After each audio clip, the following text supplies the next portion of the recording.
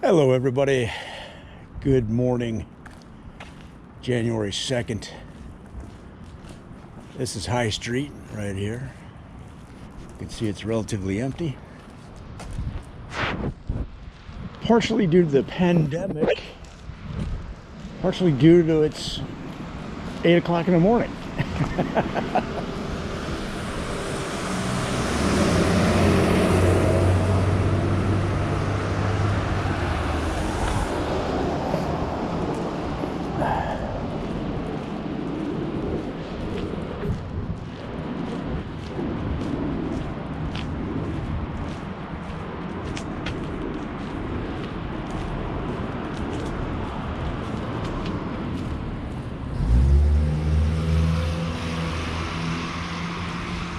Day 2 of my supposed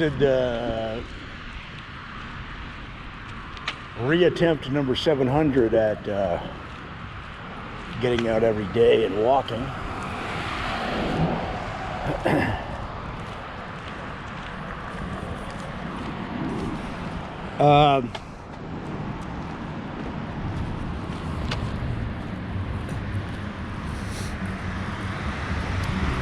If you hear a slight scuffing sound, that's my limp.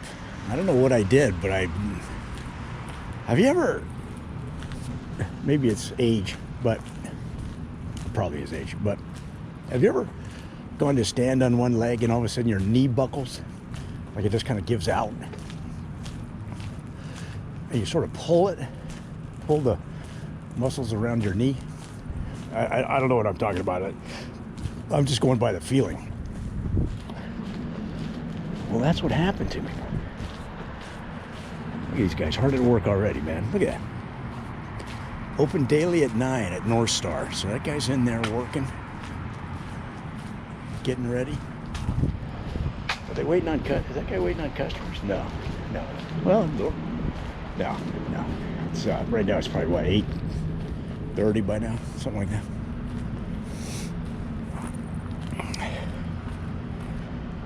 So let's kick it off by saying congratulations to the Ohio State Buckeyes, guys, for beating Clemson. I was surprised, to be honest with you.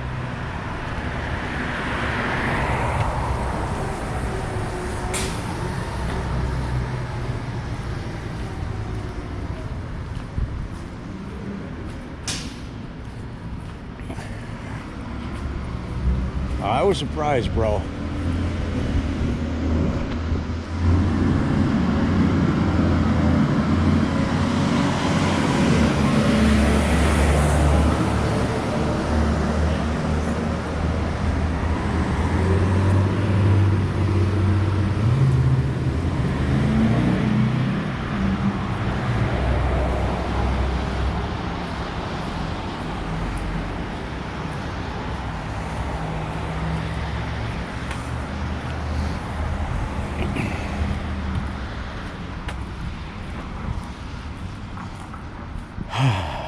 But that's not all.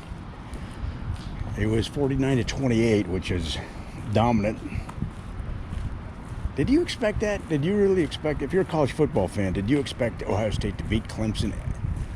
Wasn't it at Clemson? 49-28? I don't know. And wasn't Clemson 8.5-point favorites? I think there's a conspiracy. I think it's a college football conspiracy. I don't know. I'm really going against this light. It's not something you want to do. Because those cars come around like that, you could get clipped. But I'm a professional. I'm walking to the bank here. That's what we're doing. I'm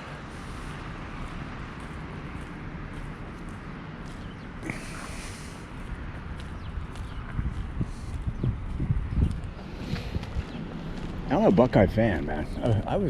We lived here when I was, let's see, I was 2 years old. My dad, let's see, he got his master's degree at Oxford. I think he started his PhD program here. Yeah, PhD from Ohio State, right? Yeah. So he's a PhD student at Ohio State. Is that true? I think I should know this. And we lived, I actually found the street that we lived on. But I couldn't find the house. I couldn't find the house yet, but I will. You'd think that all this information, all this historical information would be available pretty easily online. It's not the case. Like, for example, look up, let's say you were born in 1990. Try to find the, let's see, how should we do this? Because you probably know the answer to this already, but let's say you didn't know. Let's say you didn't know the address of the house you lived in when you were born. That'd be pretty easy, but I don't think you can find it online. I don't think you could find it online. You say, well, I'll just look it up in the phone book. Well, good luck with that. Historical phone book information is not that easy to get, easy to find. But 1990, I guess, is not that long ago, but go farther back. It's interesting. The other problem is a lot of databases are behind paywalls now, which maybe they should be. It costs money to, you know, but a lot of even sort of, let's call them public, quasi-public databases are, you're going to pay to search. And,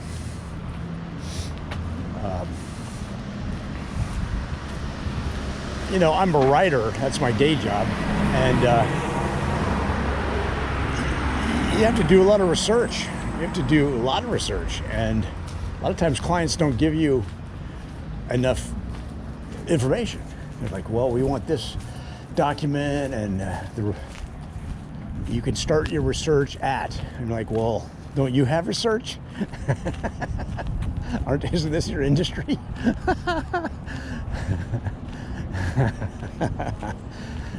You know, they want you to do all the heavy lifting, but the other problem is, like, let's say it's a legal search. Well, legal databases aren't cheap, bro. So you got to kind of reschool them, but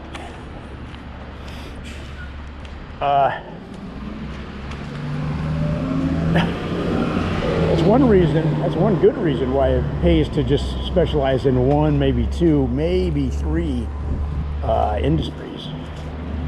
I talked to a writer. He said, "Yeah, 3 should be your max." Because some people, you know, some people sort of have a Renaissance type of life. They just want, they are interested in a lot of different things, and that's very cool. But I'd say one of the reasons to focus, at least in terms of writing, and I'm talking about business writing, I don't know about fiction. One of the reasons to focus is you save money on cumulative knowledge. You know the industries pretty well after not that long, actually. It's funny how fast you can learn an industry pretty well. Now, you're not going to have the seasoning of somebody that's been in the industry for a while, but you know, the deep knowledge. But you can get a grasp of industries pretty quickly these days, just because there's so much, you know, sort of beginner information available on a lot of topics. But most good content relies on deeper knowledge. So that's why you should focus.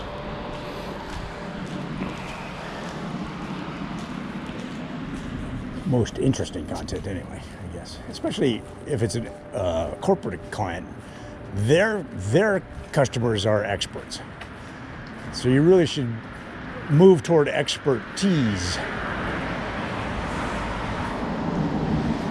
So I don't know if I'm staying in Ohio or what I'm doing, but I would really like to ultimately have a, you know, comedy show, my own comedy show, maybe at a theater like this. This is the Short North Stage. And of course, all that's on hold. But yeah, things are going real well in terms of my basically I do writing and performing. That's really what it comes down to. And I would put videos under performing, I guess, but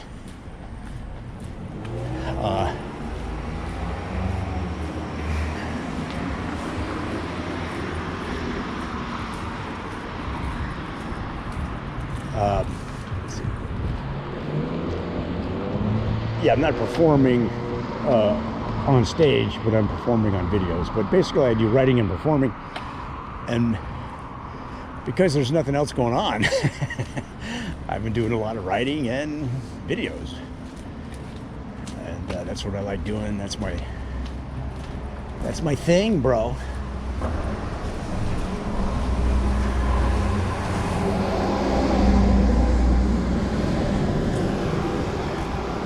Nice gray morning in Columbus, Ohio. Somebody on my Facebook feed posted a picture of a guy rollerblading naked down the side of the freeway in Ohio. Oh, and he was wearing a panda hat. Sorry, a panda head. He was wearing a panda head. Completely naked, panda head, rollerblades. Is there somebody standing there? There is somebody standing there. Some guys in the pawn shop ready to open, I guess. Pre-opening.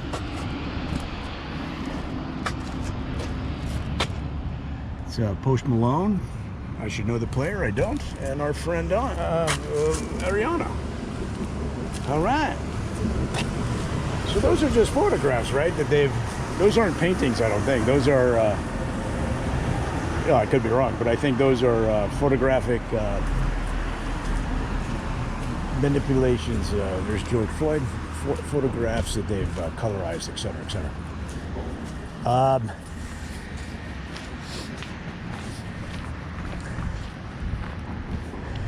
So somebody commented, it looks cold, right? And then the other person commented, plus they have to live in Ohio or something like that. I was like, oh, jeez.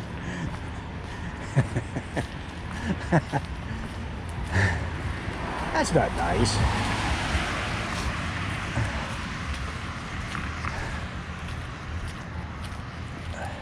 God, I was working on, let's see, was it Christmas Day?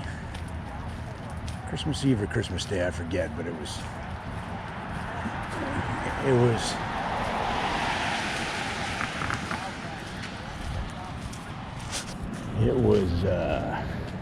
tricky.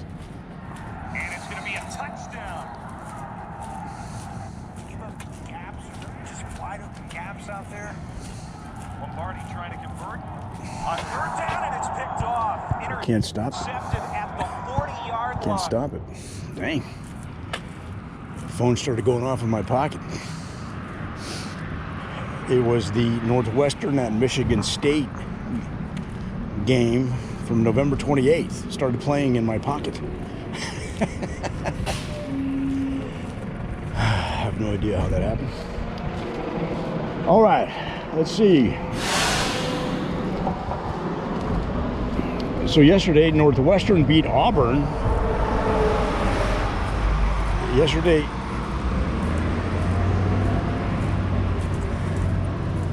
why do buses and trucks have to be so loud? Yesterday, Northwestern beat Auburn in the Citrus Bowl. The VRBO Citrus Bowl. If you don't know what VRBO is, it's kind of like Airbnb.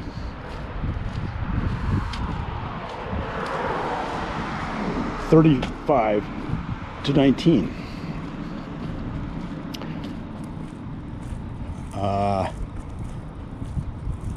That was yesterday.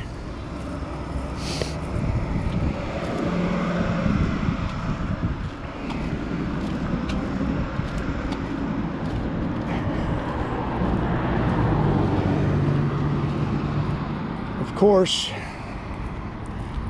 Roll Tide. Alabama beat Notre Dame 31-14 in the Rose Bowl. And let's see. Is that it from yesterday? I think those are the big ones. Could go back in time, but let me see. How far should we go back?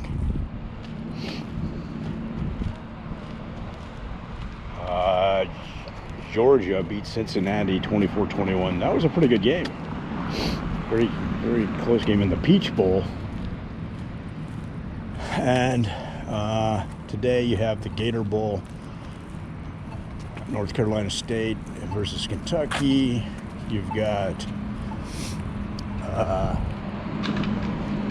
Mississippi at Indiana in the Outback Bowl. Oregon versus Iowa State at 4 o'clock in the Fiesta Bowl. And Texas